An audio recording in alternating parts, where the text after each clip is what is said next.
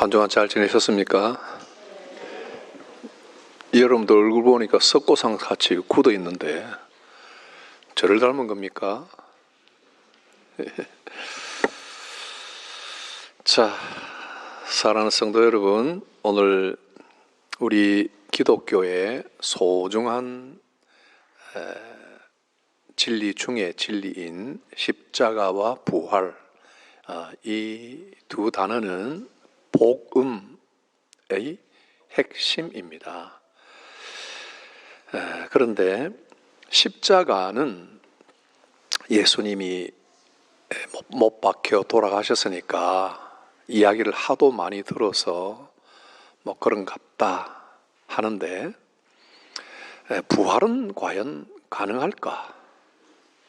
죽었는데 다시 사람이 살아난다는 이것이 사실일까? 믿기가 어렵고 또 도무지 사실 믿을 수 없는 그런 일입니다. 그래서 예수님의 십자가 죽음을 사실로 인정하는 사람들 가운데서도 부활은 예수님의 십자가 죽음의 그 희생과 그 고귀함과 위대함을 너무나 그 십자가가 위대하고 고귀하기 때문에 부활은 그 죽음의 연장성산에서 그냥 사람들이 죽음을 해석한 것이다, 이렇게 보는 사람들이 있습니다. 부활은 사실은 있을 수가 없다. 그러나 십자가의 그 죽음이라는 것이 너무나 위대했기 때문에 그것을 믿고 바라보았고 실제로 목격했던 제자들이 그 죽음의 고귀함을 높이 하기 위해서 너무나 그 깊이를 깨달은 나머지 그 희생 때문에 부활이 거기서 바로 부활이 일어난 거 아니냐. 그 사람이 죽었지만 예수는 그냥 죽고 끝나는 것이 아니라 실제로 살아난 것이나 다름없다, 이렇게 해석을 하는 거죠. 그런데 사도 바울은 이런 주장이 틀렸음을 이야기를 합니다. 사도 바울이 비시디아 안디옥이라는 곳에서 회당에 들어갔는데 회당의 회당장이 말씀을 좀 전해달라 이런 부탁을 하자 일어서서 이야기를 하는 중에, 그 설교 중에 예수님의 부활에 관해서 설교를 합니다. 예수님의 부활에 관해 설교할 때 이것은 어떤 죽음에 대한 해석이 아니라 실제로 십자가 이후에 일어난 사건인 것을 분명하게 강조해 주고 있습니다. 자, 첫 번째, 바울은 예수님의 부활 이야기에서 예수님의 제자들이 부활하신 예수님을 직접 보았다, 느꼈다가 아니라 보았다 하는 진리를 포함시켰습니다. 우리 읽었던 32절 오늘부터 읽었는데 그 위에 30절, 31절을 보면 하나님이 죽은 자 가운데서 그를 살리신지라 갈릴리로부터 예루살렘에 함께 올라간 사람들에게 여러 날 보이셨으니 그들이 이제 백성 앞에서 그의 증인이라 그랬습니다. 예수님이 여러 날 동안에 많은 사람들에게 보이셨고, 뭘 보였다고요? 살아난 그 모습을 보이셨고, 심지어 도마에게 가서는 손가락에 난 못자국을 만져보라 그랬고, 옆구리에 찔린 창의 흔적을 만져보라 그랬고, 넣어보라 이렇게까지 이야기했으니까 아마 깊이 패인 흉터가 남았는지도 모르겠어요. 어쨌든 예수님께서 이런 살아나신 이후의 모습을 증인들에게 보여주셨다, 제자들에게. 이 증인에 대한 언급은 바울의 설교를 들었던 대다수의 유대인들에게 굉장히 중요한 말입니다. 왜냐하면 신명기에 나타난 모세의 율법에 어떤 중요한 사건에는 반드시 목격자의 증언이 있어야 된다 했습니다. 그래서 그 주장이 진실인지, 그 어떤 좋은 사실이든지 나쁜 루머든지 무엇이든지 그것의 진실성을 확인하기 위해서는 증인이 반드시 필요하다 했기 때문에 이 증인을 이야기하니까 유대인 청중들은 그래 하고 공감을 가질 수밖에 없었던 것입니다.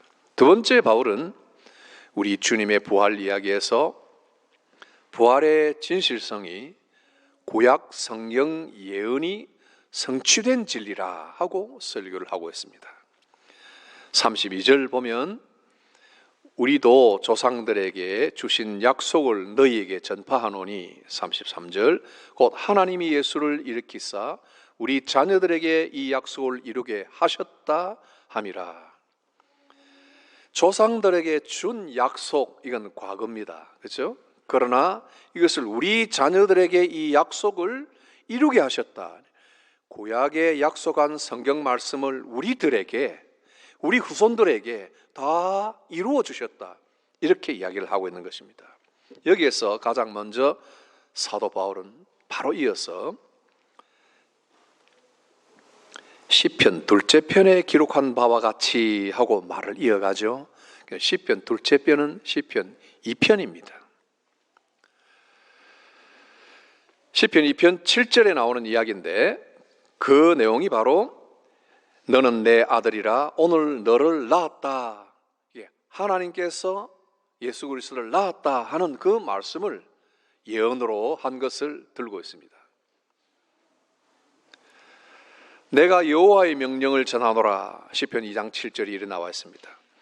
여호와께서 내게 이르시되 너는 내 아들이라 오늘 내가 너를 낳았도다. 그 말을 그대로 오늘 이루어졌다고 이야기하는 거죠.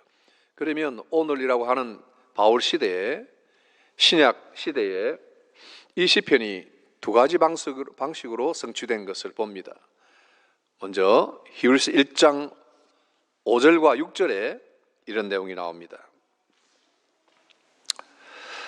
하나님께서 어느 때에 천사 중 누구에게 너는 내 아들이라 오늘 내가 너를 낳았다 하셨으며 또다시 나는 그에게 아버지가 되고 그는 내게 아들이 되리라 하셨느냐.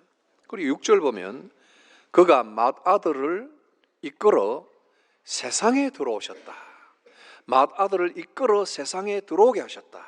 이 이야기를 하십니다. 그러니까 시편 2편 7절에 약속된 하나님이 낳은 아들을 이 세상에 들어오게 하셨다 하는 그것으로서 히브리서 1장 5절이 성취를 이야기를 하는 것입니다. 하나님이 아들을 낳았다는 것은 사실 은유죠. 그죠? 하나님이 낳았다는 이 낳음은 언제라는 말이 없습니다. when, 언제 아들을 낳았지? 모든 낳음은 언제가 있잖아요. 근데 하나님이 언제 낳았다는 그 아들을 낳음은 언제가 없어요. when이 없어요. 시점이 없다는 겁니다. 그러니까 이 아들은 낳기는 낳은 아들인데 시점이 없으므로 영원한 아들이다. 존재하지 않은 때가 없이 영원한 아들이시다 하는 겁니다. 그리고 이 영원히 나신 이 아들은 하나님과 동일한 신의 본성을 완전히 공유를 하셔서 이 아들의 신성이 히브리서 1장 5절 6절에 신성의 충만함으로 성취가 되었다. 아들이 그냥 난 게 아니라 이 세상에서 성취되어 나타나실 때 그 하나님의 신성의 충만함으로 나타나셨다. 그게 뭡니까?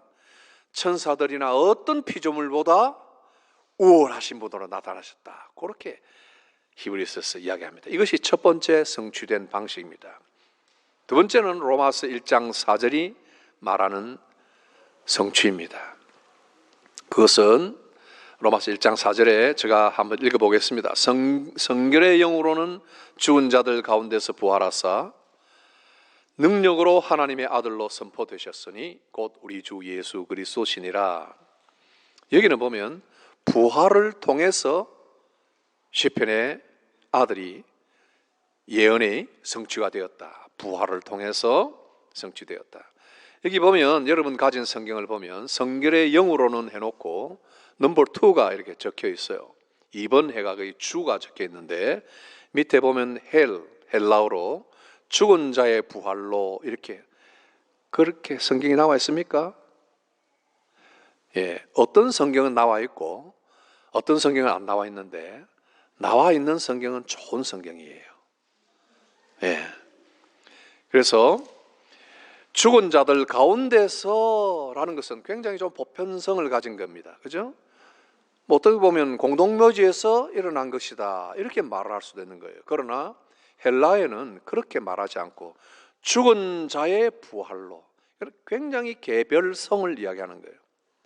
죽었지만은 그분이 죽음을 겪고 난 이후에 부활로 죽은 자로서 부활하신 것이다. 그러면 영원하신 그 아들이 천사보다 우월하신 그 아들이 그렇게 나음을 받은 영원한 아들이 인간의 역사 속에서는 인간의 몸을 입고 태어나셔서 죽음을 당하셨고 그리고 부활을 하셨다. 이 이야기가 되는 겁니다. 이것은 그리스도의 인성과 아주 중요한 연결을 가지는 것입니다. 그리고 이 부활 사건을 통해서 예수님은 능력으로 하나님의 아들로 선포가 되셨다 하는 것입니다. 그러면 사도행전 13장 33절과 로마서 1장 4절을 정리해서 요약하면 부활은 하나님의 영원하신 아들로서 시점이 없이 온 시대를 초월한 영원한 아들로서 예수님은 만국의 통치자로서 죽음의 권세를 이기신 하나님의 아들로 선포가 되었다. 이것을 확증해 주는 것입니다.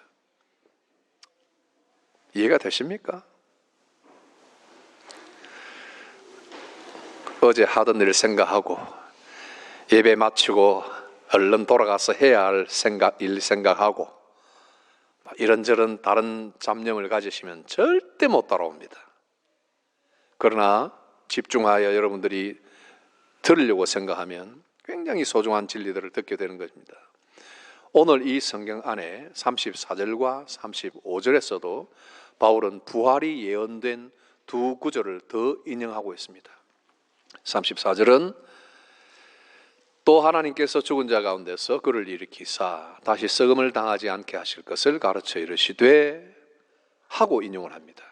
내가 다윗의 거룩하고 미쁜 은사를 너희에게 주리라 하셨으며, 이게 구약의 인용입니다. 이사야 55장 3절입니다.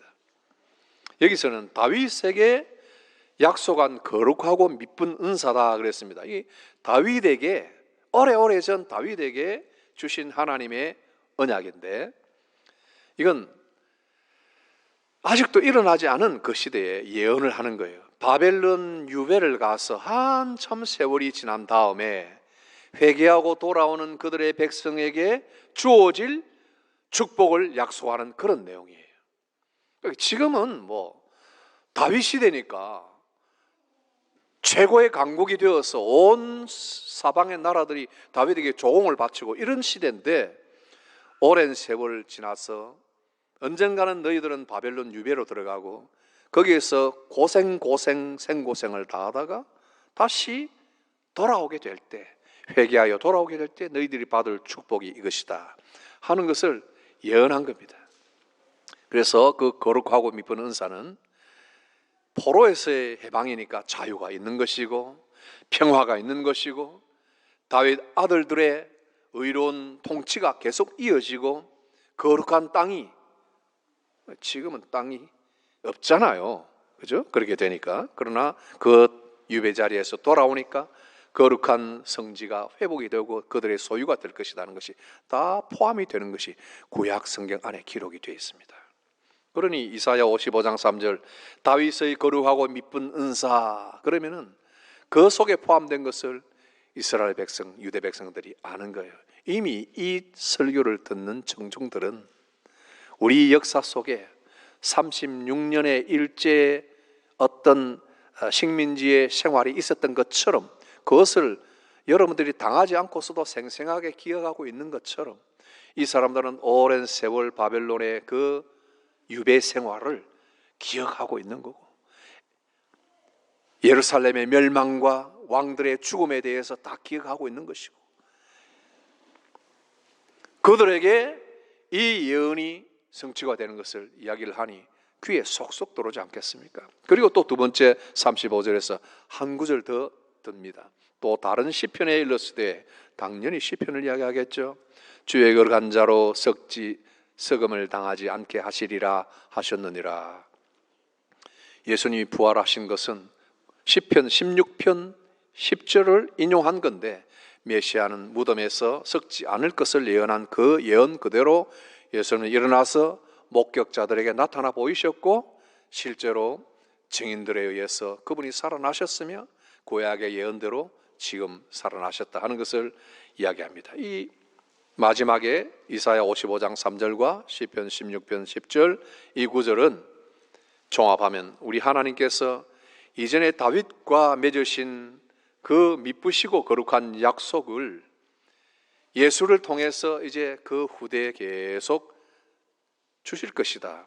그러면 어떻게 돼요? 지금도 로마의 압제에 있고, 지금도 예수 그리스도라는 이름 때문에 핍박받아 이 땅 저 땅으로 유배처럼 튕겨져 나와서 디아스포라가 되어 있는 상태, 삶의 근거가 희박하고 핍박은 많고 복잡한 일은 집을 떠나니 더 많고 하는 그 청중들에게 이 말씀이 응한다면 우리에게도 우리의 땅이 다시 하나님으로부터 주어질 것이고, 우리에게도 진정한 자유가 주어질 것이고 평화가 주어질 것이라는 기대를 하게 되는 것이죠.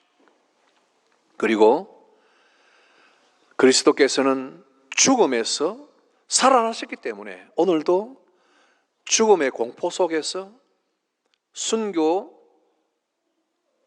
자기가 원하지 않는 박해, 이런 것들을 당할 순간에 놓인 처지에 있는 사람들, 나그네가 되어 유랑하고 흩어져 있는 그런 foreigner, 그런 stranger, 그런 그냥 지나가는 행인에 불과한 이 사람들에게, 언제 죽을지도 모르고 우리의 미래는 보이지 않는 이런 상태에 있는 사람들에게 예수 그리스도의 부활의 능력으로 하나님의 아들이 되심을 선포를 받으니 우리는 그분의 통치 아래 놓이게 되는 것이다.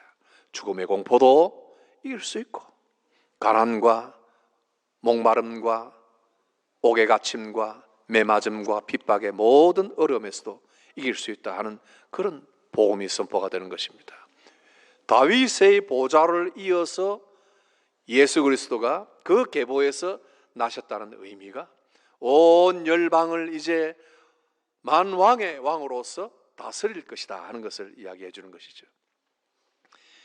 이렇게 증인들과 구약 성취로 확증된 부활과 그 의미를 바울이 설교할 때 당시 청중들이 받았을 은혜와 충격들은 말할 수 없었겠죠. 여러분, 무엇보다도 그들은 글로 많이 읽었어요.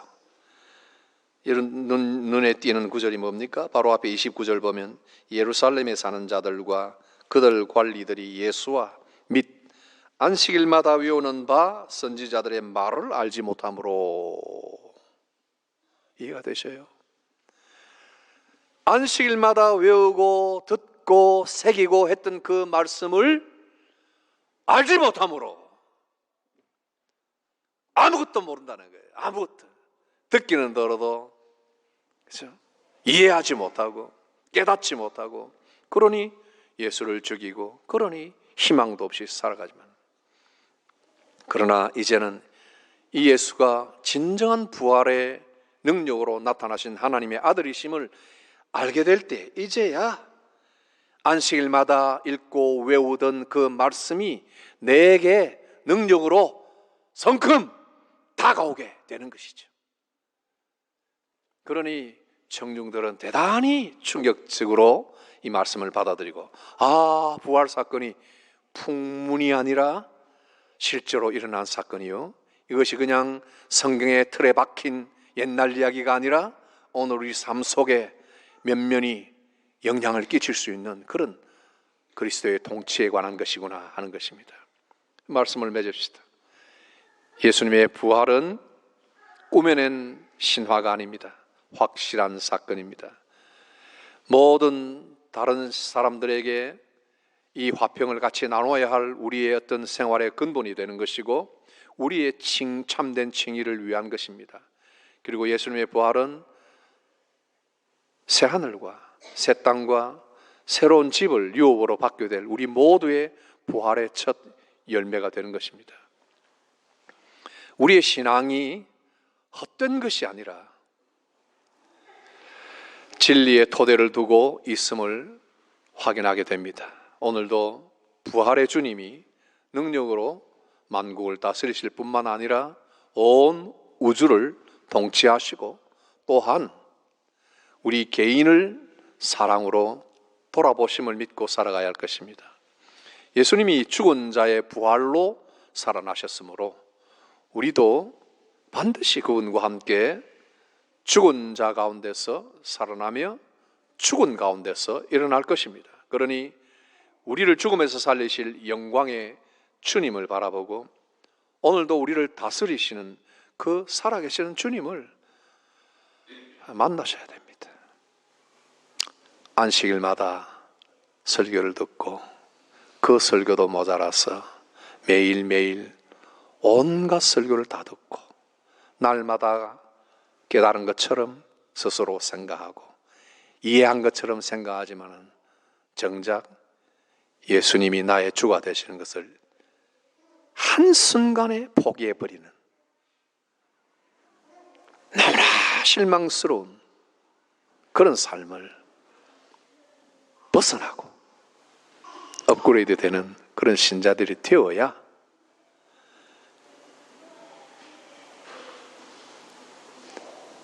설교의 은혜를 받고 변화가 되고 우리 후손들도 여러분들을 통해서 변화가 되고 교회의 미래가 되지, 그렇지 않으면 우리의 기도는 공연불이 될 뿐입니다. 우리의 부활신앙은 참된 신앙입니다. 그 신앙이 여러분들의 신앙이 되도록 기도하고 잊지 않도록 하나님 앞에 매달리기 바랍니다.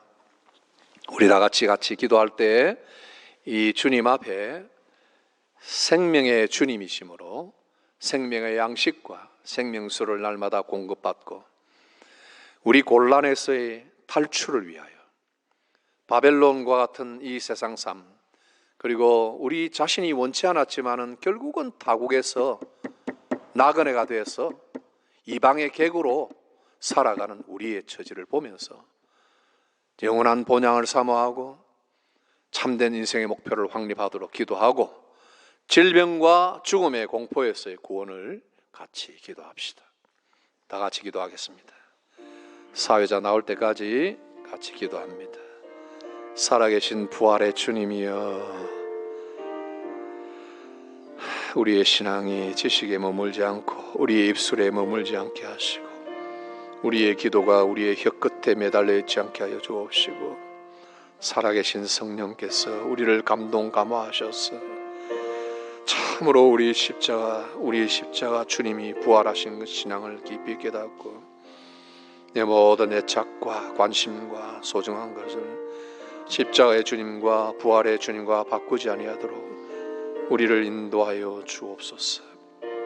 죽음의 공포와 질병의 고통에서 신음하는 자들을 주 하나님께서 일깨워 주옵시고 새로운 소망으로 함께 하시며 여러 가지 근심으로 낭망한 성도들에게 새 힘 주시고 포로와 같은 생활을 하는 자, 감옥에 갇힌 자 같이 생활하는 자, 자유를 잃은 자 같이 생활하는 자, 생활에 얽매인 자들 다 말씀 안에 자유하게 하시고 진리 안에 자유하게 하시고 주의 손길에 이끌림을 받아 날마다 하나님이 주시는 말씀과 양식으로 생명수로 영원히 젖게 하시고 삶이 형통하게 하여 주시옵소서.